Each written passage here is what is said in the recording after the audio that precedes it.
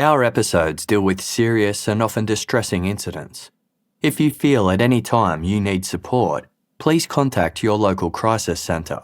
For suggested phone numbers for confidential support and for a more detailed list of content warnings, please see the show notes for this episode on your app or on our website.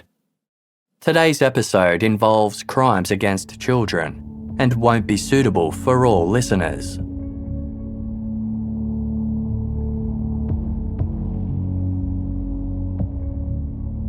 The Northwest Providence Channel is a body of water that sits between the two banks that make up most of the Bahama archipelago.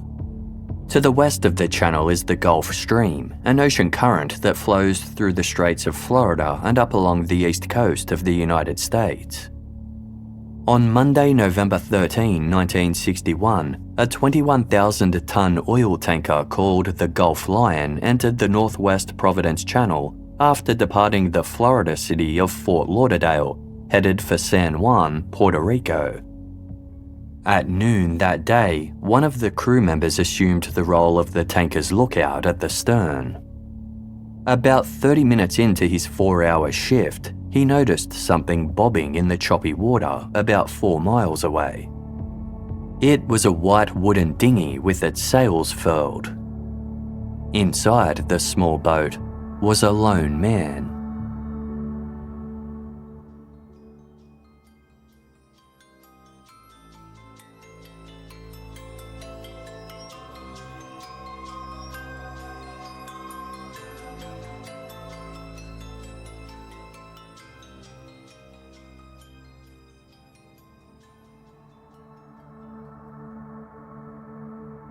"40-year-old Dr. Arthur Duperrault had long wanted to take his family on a special vacation. A successful contact lens optometrist who resided in Green Bay, Wisconsin, Arthur had previously served in the US Navy. On his way to serve in Myanmar during World War II, he had sailed across the Pacific Ocean and developed a deep love of the sea and the tropics. The climate was far warmer than in his home state of Wisconsin, and the expansive Pacific was far greater than any body of water he'd seen before. After completing his military service, Arthur met a woman 2 years his junior named Jean Brosh. The two had a whirlwind romance and married shortly after meeting. The couple soon had 3 children, a son named Brian and 2 daughters, Terry Jo and Renee. Over the following years, Arthur often dreamt of showing his family the tropic waters that he'd loved so much. By late 1961, that dream finally became a reality. Arthur and Jean had saved their money and planned to escape Wisconsin's cold winter for a sailing adventure. It would start with a week-long cruise in the Bahamas, and if that went well, the family would take a year-long sabbatical together. In early November 1961, the Duperrault family road-tripped down to Florida and began looking for the right boat to charter at the city's Bahia Mar Marina. Arthur Duperrault inspected a number of boats docked at the marina before discovering the Bluebelle, a 2-masted sailboat known as a ketch that had originally been built as a racing yacht. It was 60 feet long and 15 feet across at its widest point. It also had a wooden dinghy and black rubber life raft. Inside, the boat's main cabin was 13 feet long, with 3 portholes on either side and a skylight. The cabin contained a dining area with comfortable seating, a small bathroom, and a kitchenette. In front of the cabin was a main bedroom with a queen-sized bed. Another small sleeping area sat at the cabin's rear. These would be the family's quarters. Finally, there was a forward cabin tucked in front of the main bedroom, designed to house the boat's crew. Bluebelle was the perfect size for the Duperrault family. Arthur found out it was owned by a man named Harold Pegg and skippered by a 44-year-old former Air Force pilot called Julian Harvey. Harold agreed to allow the Duperraults to charter Bluebelle for $100 per day. While the Duperraults would help out here and there with some minor running and steering of the sailboat, Captain Julian Harvey would take the helm as their skipper. Captain Harvey had recently married just 3 months earlier, and his wife Mary, who was 34, would be the family's cook. By the afternoon of Wednesday, November 8, the group was ready to set sail. Over the next few days, the Duperraults and their crew spent their time cruising across the sea. They observed pelicans soaring through the sky, watched porpoises swim alongside their boat, and even spotted a giant sea turtle floating nearby. The children got a thrill when they saw a shark fin surface at one point.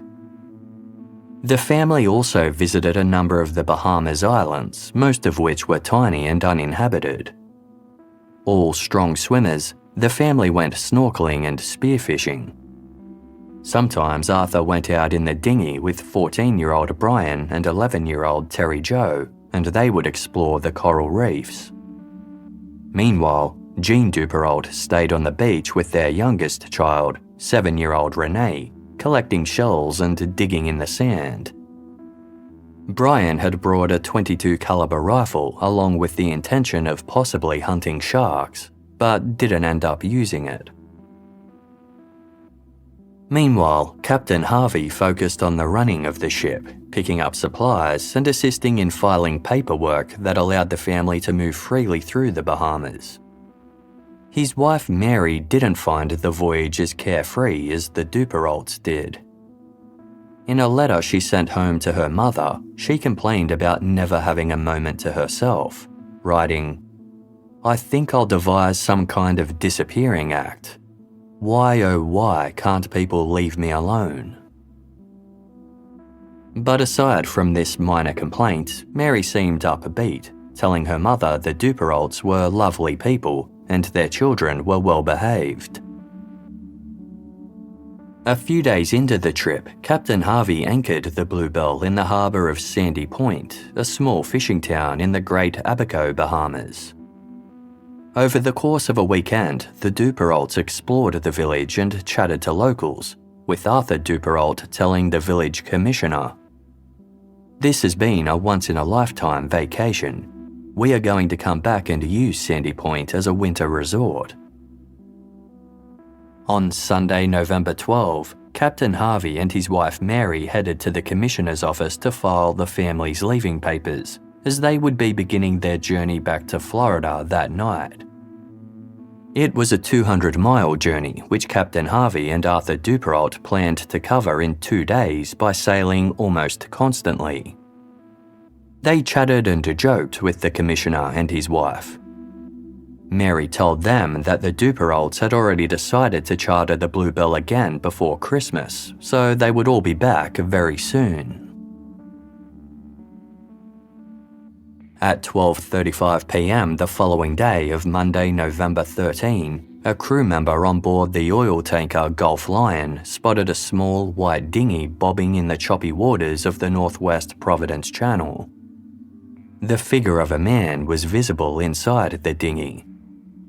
As the dinghy was behind the tanker, they had to turn around to head towards it.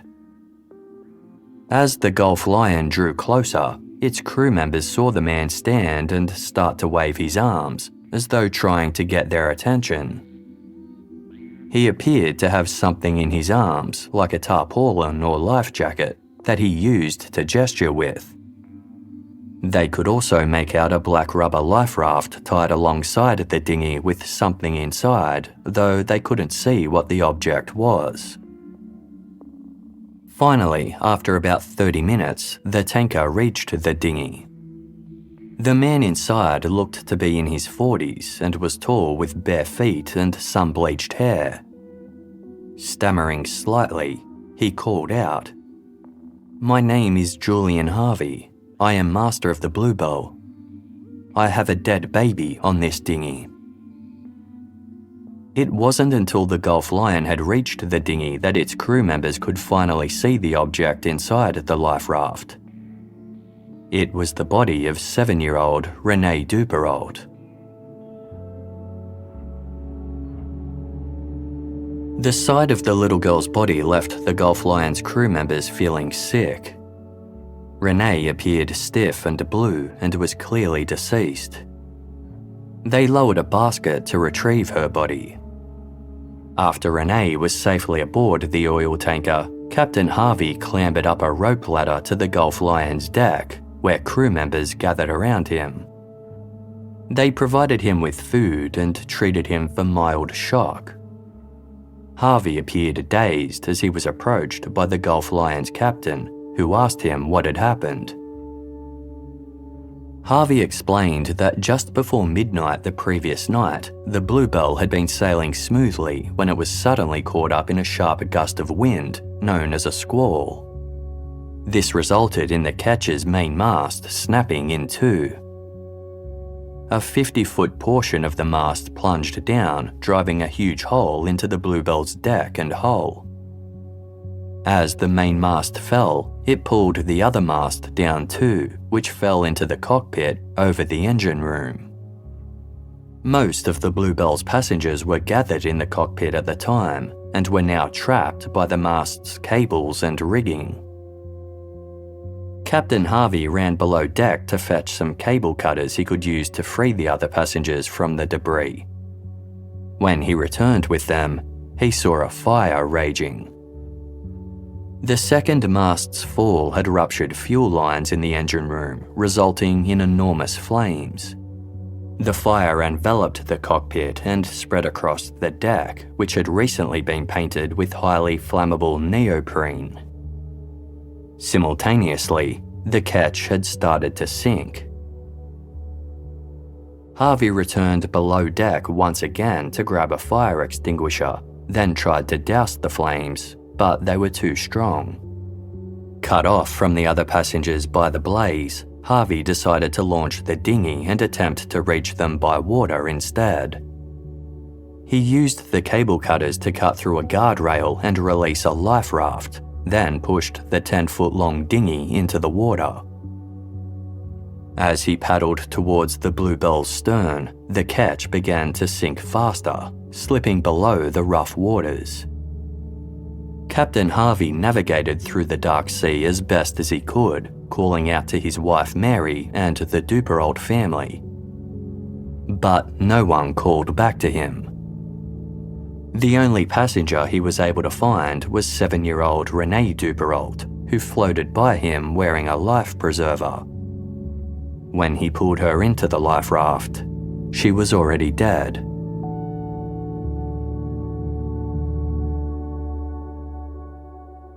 The Gulf Lion's captain radioed the US Coast Guard to alert them of the tragedy, and an air and sea search was launched to look for any possible survivors.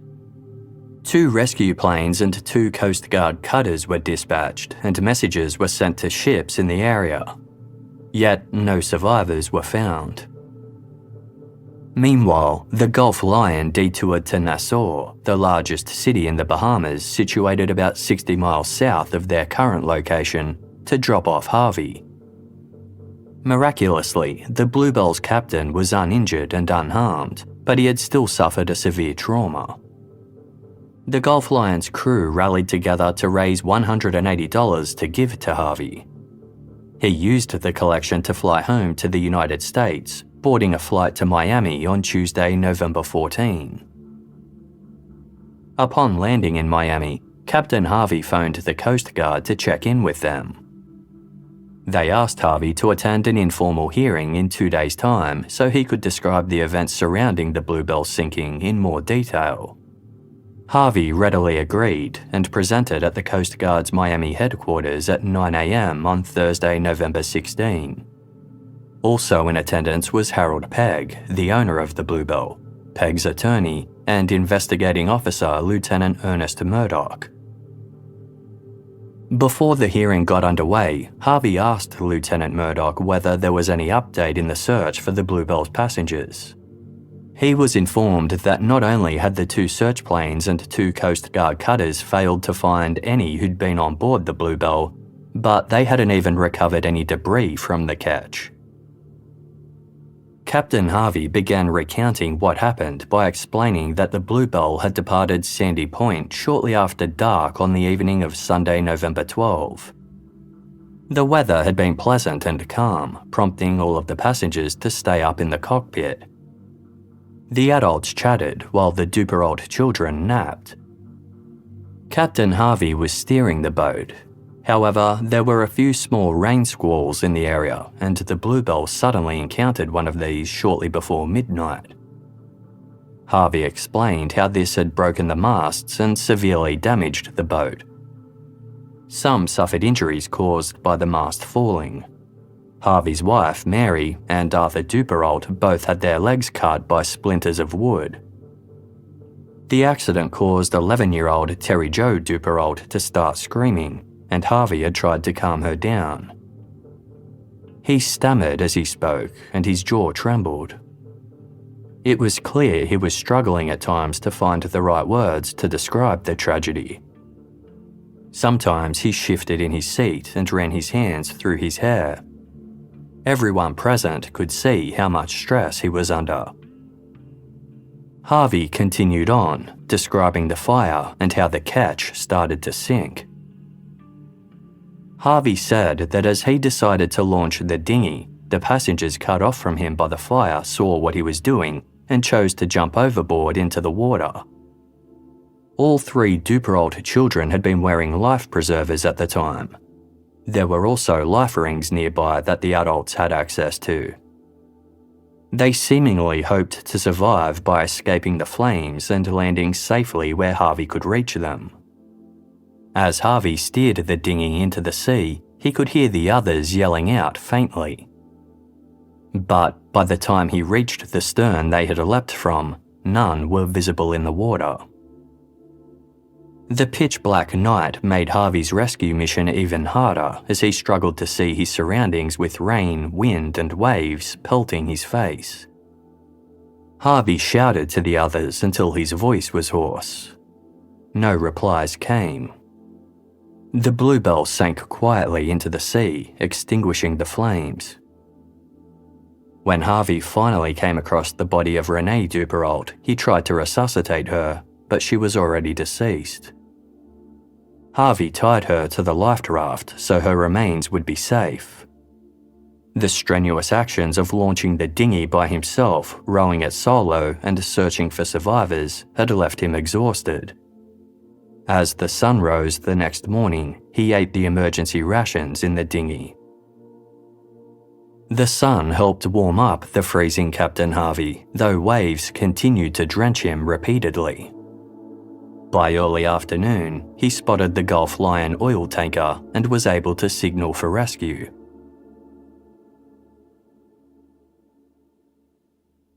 Lieutenant Murdoch asked Captain Harvey why he hadn't tried to use the Bluebelle's radio to call for help.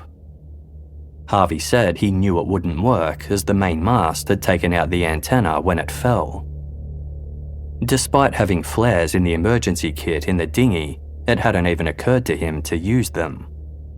Plus, he explained, they were buried deep in the kit, making them hard to reach. Finally, Lieutenant Murdoch concluded his questioning of Captain Julian Harvey and turned his attention to the Bluebelle's owner, Harold Pegg. Lieutenant Murdoch told Harvey he could stay to listen to his employer's testimony and would be allowed to ask questions if he disagreed with anything Harold Pegg said. A few moments later, the door to the hearing room burst open. Coast Guard Captain Robert Barber, who was handling the investigation alongside Lieutenant Murdoch, rushed in. He had urgent news. Another survivor had been found. On the morning of Thursday, November 16, Second Officer Nikolaos Spakadakis stared out at the water as his ship passed through the Northwest Providence Channel. The Captain Theo was a Greek freighter that was on its way to Houston, Texas, and Nikolaos was acting as watcher. Standing high up on the bridge, he spotted a few other ships in the distance. The sun was shining brightly, making Nicolaus's job easier. Thousands of whitecaps dotted the surface of the water, but while most ebbed and flowed with the waves, one did not. The tiny white object caught Nicolaus's eye. He stared at the object, squinting to get a better look. Nicolaus suspected it was a piece of debris, and then he spotted the outline of a person inside. Initially, Nicolaus wondered if he was seeing a fisherman on a dinghy, before realising they were out way too far for that. Nicolaus called over the ship's captain. By now, the object was about a mile away from the starboard bow of the freighter. The ship slowly drew closer, and as it did so, Nicolaus and the captain realised they were looking at a tiny rectangular-shaped life raft. It was 2.5 feet by 5 feet and made of canvas-covered cork with rope webbing in the middle. The person inside was a female child. She was sitting up but reclining slightly in a stiff, uncomfortable pose, her legs hanging over the life raft into the water. Her hair was bleached blonde by the sun, and she wore a white blouse and pink pedal pushers. The girl waved weakly at the ship's crew, who were staring at her in shock. The captain ordered his crew to stop the engines. Because the ship's lifeboats were large, he worried that lowering one down to the girl would knock her off the raft and into the water. So a makeshift raft was created from empty oil drums. The captain suddenly noticed something alarming. The fins of several sharks were circling the girl's raft, and she was still sitting with her legs dangling in the water. He called for his crew to hurry up, and the oil drums were lowered over the side. A crew member followed and picked up the little girl. As soon as she was in his arms, she fell limp before being hoisted up to the ship's deck. It was clear she had been alone at sea for some time. Her face was gaunt and sunburnt, her lips were swollen, and her eyes dazed and unfocused. She was severely dehydrated and obviously in shock. Crew members carried the girl to a spare cabin and placed her on a bunk before bringing her water, orange juice, and damp towels. The captain asked the girl her name, explaining he would alert the Coast Guard so they could notify her family. Wordlessly, the girl shook her head and pointed down with her thumb. The captain interpreted this as the girl saying her family had been lost in the same accident as her. He tried to reassure her, stating, "You can't be sure they are lost. Maybe some other ship saved them." The girl shook her head again and pointed at the water. Then she said in a hoarse voice, "Bluebelle," before telling the captain her name. Terry Jo Duperrault. The captain notified the Coast Guard of 11-year-old Terry Jo's rescue. A helicopter was sent to collect the girl, and as she was lifted into a basket, she weakly waved goodbye to the Captain Theo's crew.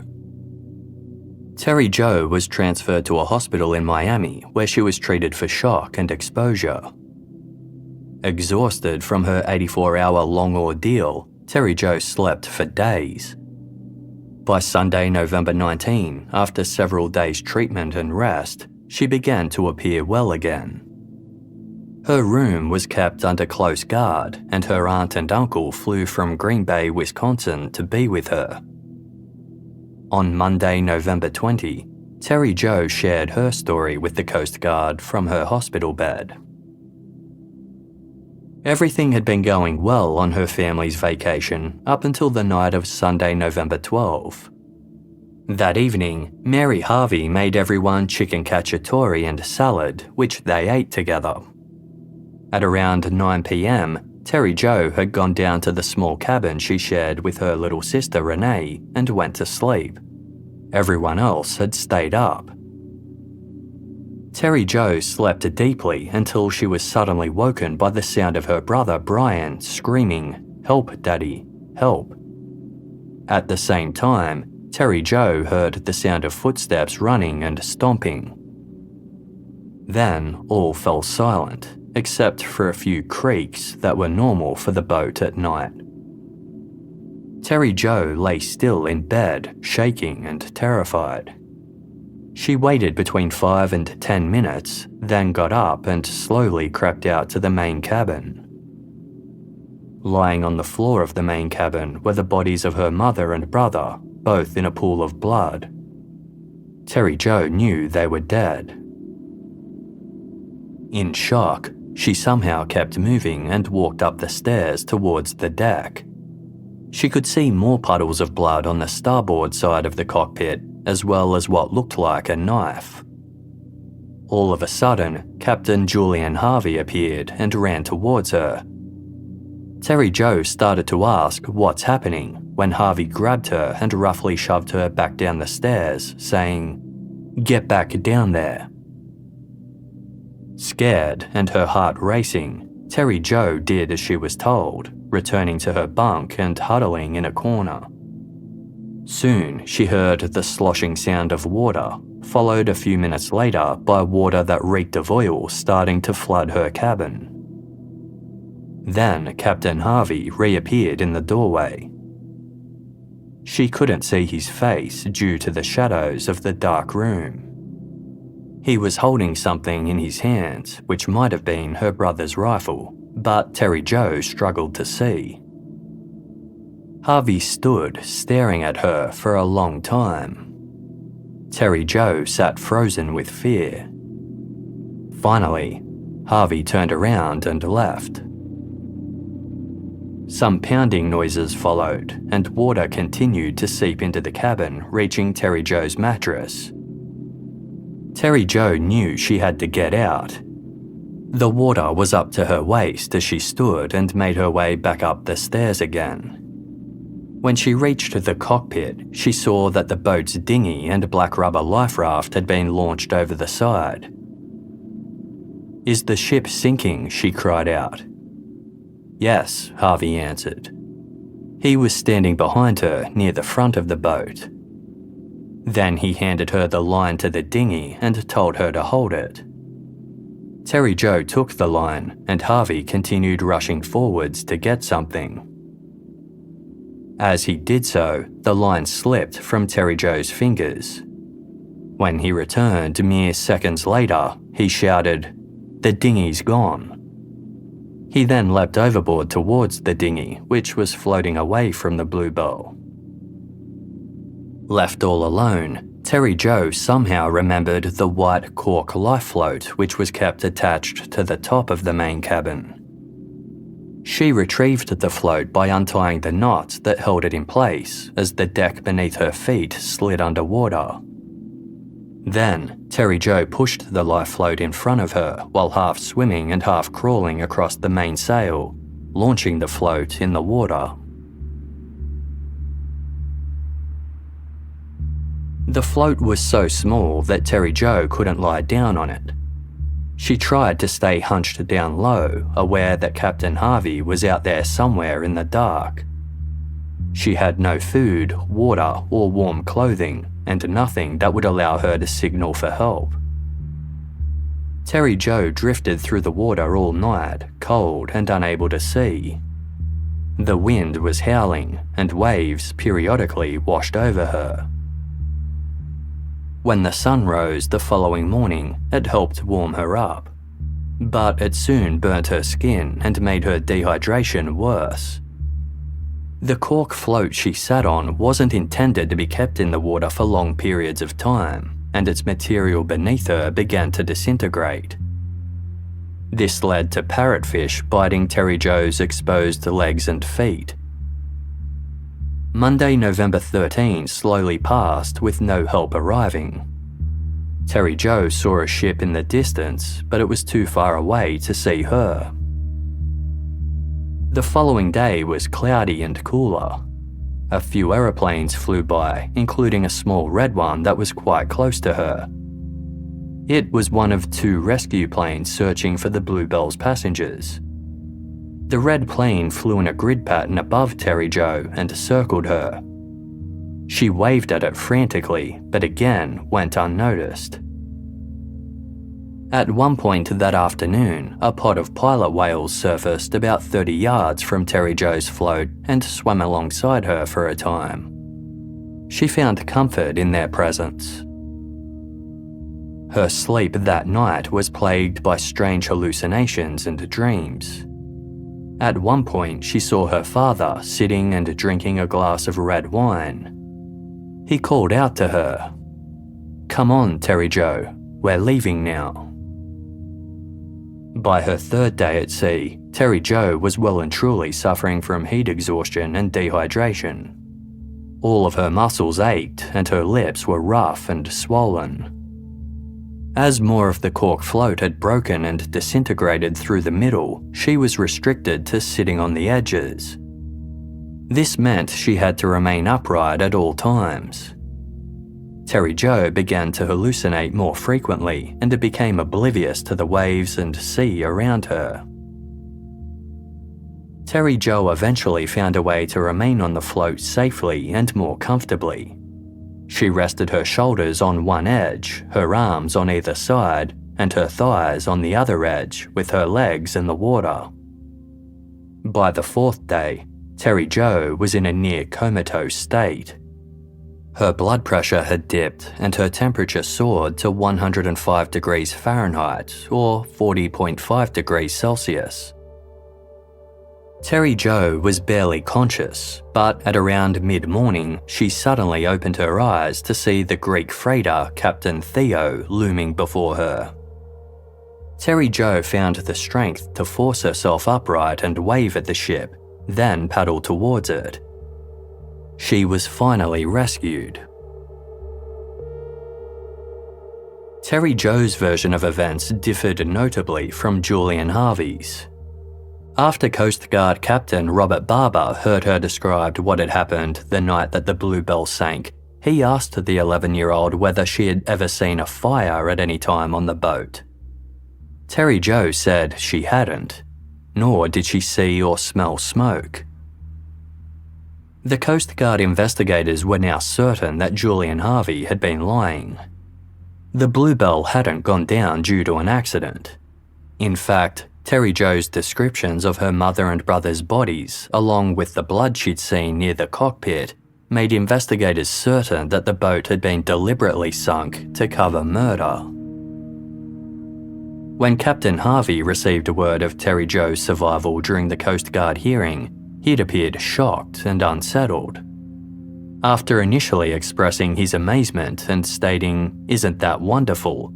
he then abruptly stood and walked to a nearby window. After staring outside at the ground below for about a minute, he turned and headed towards the door. His employer and the Bluebelle's owner, Harold Pegg, was still giving his testimony.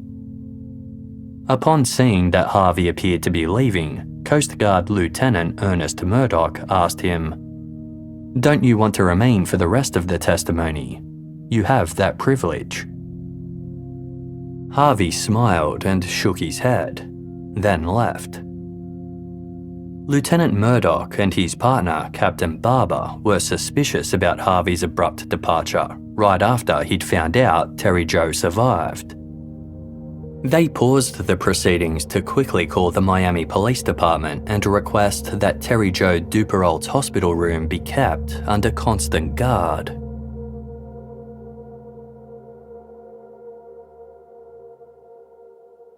Before his career as a skipper, Julian Harvey had been an Air Force pilot, serving in World War II and the Korean War. His service saw him receive a number of medals. But his first love had always been sailing. As a teenager growing up in New York, he had built sailboats and took them out on the Long Island Sound. After he retired from his military career in 1958, he moved to Florida to pursue a full-time career as a master of a yacht. People in Fort Lauderdale regarded him as a handsome and dashing war hero. In July 1961, Julian Harvey married aspiring writer Mary Jordan, who was 10 years his junior. Mary wasn't Harvey's first wife. He had been married 5 times before and was known to be unfaithful to his spouses. Some of his marriages ended with Harvey telling his wives he no longer loved them, but more than one ended in tragedy. In 1949, when Harvey was 32, he was driving along a rainy highway with his second wife, Joan Boylan, and her mother, Myrtle, when his car skidded into a bridge railing, then sunk into a bayou. Joan and Myrtle both drowned, trapped in the car. Harvey walked away unharmed. He attributed this to the fact he'd seen the accident coming at the last second, prompting him to open his door and jump out before the collision. He made no attempt to save his wife or mother-in-law. Bypassers who came across the accident saw him standing on the bridge calmly, watching others diving into the water. A highway patrol officer and the police diver who responded to the incident were suspicious, especially when the car was found with all 4 doors closed and the driver's side window wound down.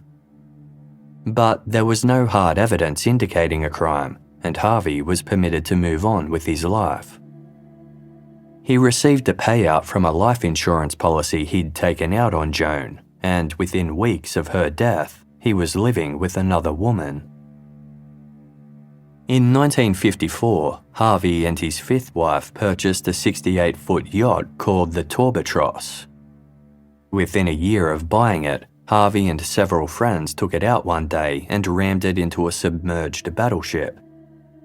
The Duperraults sank, but all on board survived, with Harvey suing the US government due to the submerged wreck causing the accident. Coast Guard investigator Robert Barber, who was assigned this case 6 years before the Bluebelle sank, believed Harvey had deliberately run into the wreck. It was a well-known navigational hazard that was clearly marked with a buoy, and its exact location was clearly visible. Furthermore, a passenger who'd been on the yacht said Harvey had circled the wreck twice before the collision. Ultimately, the court found differently and awarded Harvey a $14,258 payout. Using the proceeds of this settlement, Harvey bought another boat, an 81-foot yacht called Valiant. In 1958, the Valiant was spotted on fire in the marina where it was kept. A passerby was able to douse the flames and the boat was saved. A few months later, Harvey sailed the Valiant to Cuba. When he was 10 miles off the north coast of Cuba, the yacht caught fire. Harvey and his sole crewman were able to escape as the Valiant burnt and sank. A passing boat picked up Harvey and he was able to collect a $40,000 insurance payout for losing his second boat.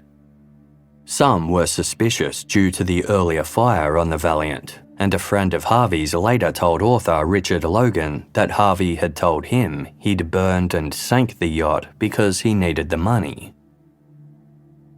In the fall of 1960, Julian Harvey met a flight attendant and aspiring writer named Mary Jordan while he was skippering a yacht that had been chartered for a party. Mary and Harvey hit it off and were married in Mexico in July 1961. The pair soon began arguing frequently, often about money. Mary's father was unwell, so she promised to send her family $25 per month to help pay for his hospital care. Harvey was unhappy about this.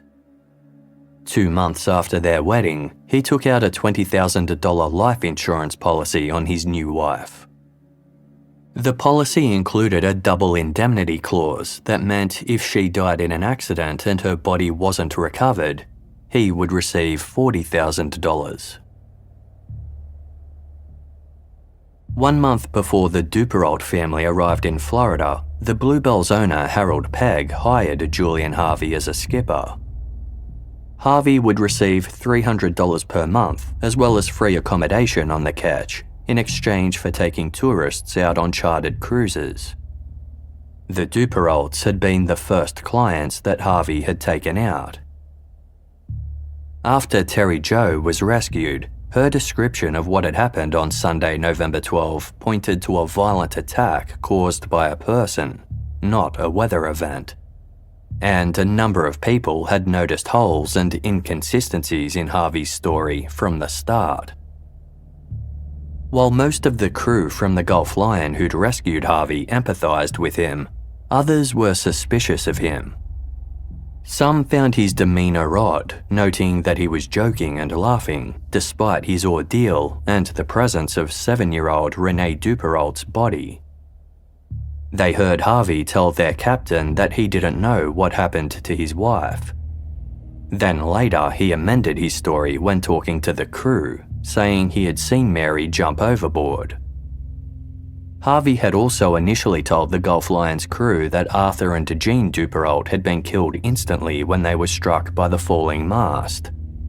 Yet, at the hearing several days later, he said only that some passengers had been injured.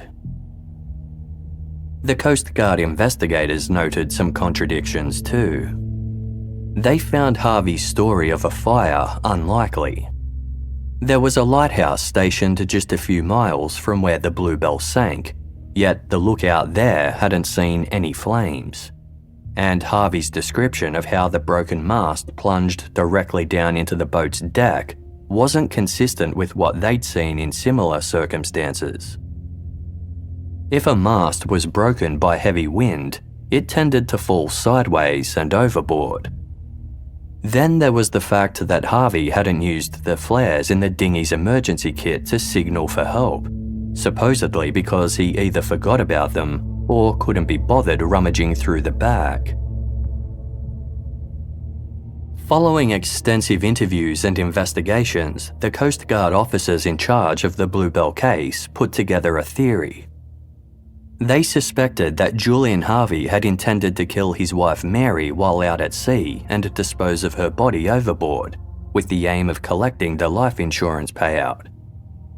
Harold Pegg had noticed scratches on Harvey's arm after he was rescued. Harvey said they were from scrambling through the rigging after the yacht's mast broke. But Harold was adamant that the scratches were clearly made by fingernails, and Mary had had long nails. Investigators thought Harvey had probably stabbed Mary in their shared cabin, and she fought back.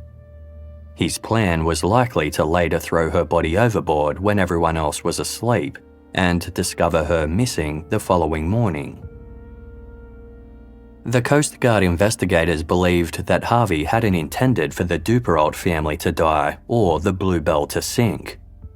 But perhaps Arthur Duperrault had come across Harvey while he was either murdering Mary or disposing of her body. To cover up his crime, Harvey killed Arthur and then Jean Duperrault, who might have also been a witness. The noise woke Brian Duperrault, who cried out for his father. Harvey killed him too. Terry Jo had spotted the bodies of her mother and brother lying dead on the floor, but hadn't seen anyone else. Because she had been sleeping downstairs, Terry Jo was initially left to drown as Harvey scrambled to sink the ketch so that the mass murder would instead look like a terrible accident. When she went upstairs and interrupted Harvey, it appeared he had considered killing her too. He subsequently appeared in her doorway, apparently carrying her brother's rifle. Ultimately, he hadn't shot her, as he'd decided she would drown anyway with the ketch sinking. An autopsy indicated Renee Duperrault had drowned, but couldn't determine if this had been done intentionally by another person or was the result of the Bluebelle sinking. Investigators suspected her mother Jean might have tried to shield her during the attack, and in the process of Jean's murder, Renee was struck or hit her head, falling unconscious. She subsequently drowned when the Bluebelle went under, and Harvey retrieved her floating body to bolster his story. Investigators believed that Harvey hadn't used the emergency kit flares to signal for help because he didn't want to be found too close to the site where the Bluebelle sank. If the wreckage was recovered, Evidence on board might have disproved his claims about what happened. The Bluebelle was never found, and nor were the bodies of the 4 other victims. Captain Harvey's demeanour throughout the Coast Guard hearing had been interesting. He was obviously nervous and stammered often. He became even more uncomfortable after it was announced that Terry Jo Duperrault had been found alive, abruptly leaving the hearing without explanation. Just before noon on Friday, November 17, the day after Harvey left the hearing, a cleaner at Miami's Sandman Motel knocked on the door of room 17. A man named John Munro had booked the room for one night the previous day. It was just before checkout time, and she needed to make up the room. When there was no response from inside, the cleaner unlocked the door and let herself in. She was met by a blast of cool air from the air conditioner, which had been left on. The breeze was pleasant due to the stifling Miami heat outside. But the cleaner also noticed a slightly strange smell. She thought little of it and set about doing her job. The room had 2 twin beds, and the cleaner began to strip the sheets from one. When she pulled back the covers, she noticed one of the sheets had a small patch of blood on it. She then went to the bathroom to gather the towels. The door was closed, and when she tried to open it, the handle moved, but the door wouldn't open. The cleaner could tell there was something pushed up against its other side. It felt like something large and soft. She noticed that the strange odour she'd smelt was also stronger in this part of the room. Suddenly realising that what she could smell was blood, she began to scream. The hotel manager was summoned by the commotion, and he too tried to open the bathroom door. When he couldn't push it open, he called the police. A patrol officer arrived at the scene at 12:14 p.m. and was able to force the door partially open by using his shoulder. Sticking his head in the open space, he saw the body of a man lying on the floor, covered in blood. The officer had previously worked at the Miami Harbor and recognized the man as Bluebelle Captain Julian Harvey. Investigators were able to piece together Harvey's movements after leaving Coast Guard headquarters the day prior. He had retrieved a suitcase from his car, which was parked nearby, then caught a cab to the Sandman Motel. At 11 a.m, he checked in using the false name of John Munro and said he was from Tampa. After going to his room, he hadn't been seen again. On a desk inside Harvey's motel room, investigators found a letter he had written to a friend. He mentioned nothing about the Bluebelle or what had happened to it, but wrote, "I'm a nervous wreck and just can't continue. I'm going out now. I guess I either don't like life or don't know what to do with it."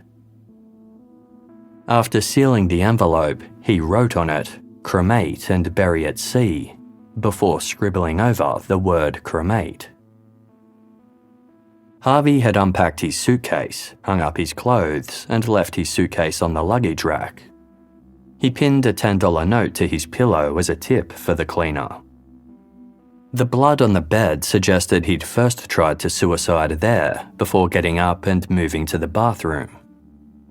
He'd taken 2 photographs with him, one of his wife Mary and the other of his son from a previous relationship. These photos were found propped up on the toilet tank and were visible from the spot on the floor where Harvey died. He had used a razor blade to make multiple cuts in numerous places all over his body until he eventually bled out. Investigators were struck by the brutality of the scene. Harvey had been left mutilated by his many injuries. Friends suspected he had been left devastated and guilt-ridden by the mass casualties on the Bluebelle, including the loss of his wife. But this theory fell apart several days later when Terry Jo Duperrault was finally well enough to tell her story. Because Harvey had taken his own life before investigators had a chance to arrest him, no one would ever answer for what happened to the Bluebelle and its passengers in a court of law.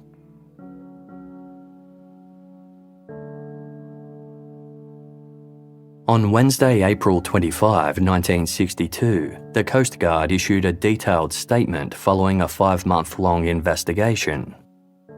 They concluded that Captain Julian Harvey murdered his wife and 3 members of the Duperrault family before scuttling the Bluebelle. The miraculous survival of Terry Jo Duperrault was deemed to have been aided by several factors, including mild weather and the fact that a slick of oil from the sunken ketch had enveloped the water around her life float, deterring predators such as sharks. Terry Jo was also an outdoorsy child. At home in Wisconsin, she had played survival-themed games by herself in the woods that had in some small way prepared her for the plight she later faced. Terry Jo's ordeal led to the Coast Guard mandating that life rafts be bright orange instead of white to make them easier to spot amongst the ocean's whitecaps. After her recovery in hospital, Terry Jo returned home to Green Bay, Wisconsin. She was raised by her aunt and uncle alongside her 3 cousins. People from all over the world who had been touched by her story sent her letters and gifts. The crew of the Captain Theo, the freighter that rescued her, even bought Terry Jo a life-sized doll after learning she'd lost one similar in the tragedy. When she was 12 years old, she changed her name to Terry, spelled T-E-R-E. She wanted to escape the name that was inextricably tied with an infamous crime and move beyond being seen as a victim. Changing her name allowed her to reclaim her identity and take some control back. Those around Terry never brought up the tragedy of what had happened to her family, so she learnt to avoid the subject as well. Almost 2 decades went by before Terry spoke about it. She married and had children without ever having opened up about her trauma. Eventually, she told a doctor what had happened, which gradually led to her being able to discuss it more openly. Sharing her story made her feel lighter, and eventually she co-wrote a book about the tragedy with survival expert Richard Logan. Titled Alone, Orphaned on the Ocean, the book is a detailed account of the crime, the subsequent events, and Terry's life after. In an interview about the book's publication with CBS News, Terry revealed that ever since what happened on the Bluebelle, she has felt intuitively drawn to the water and even pursued a career in water resources. Quote, "Julian Harvey abandoned me thinking the ocean would swallow me, but instead it created a bond between me and water. In our book, I describe what it was like to be dependent on the water for the 4 days I waited to be rescued. I write about the ocean life around me and the power of that experience. I went on to protect the water that had protected me as a little girl. Water is life, and it is soothing for me to be on the beach. I find I can think clearly, relax, and feel closer to my lost family." Reflecting on the message she wanted to share with readers, Terry stated, "I always believed I was saved for a reason, but it took me 50 years to gain the strength to be able to give other people hope with my story. If just one person goes on to heal from a life tragedy, my journey will have been worth it. I am a survivor trying to reach other survivors. It took me so long, but I want people to understand that there is no timeline with healing. It is never too late.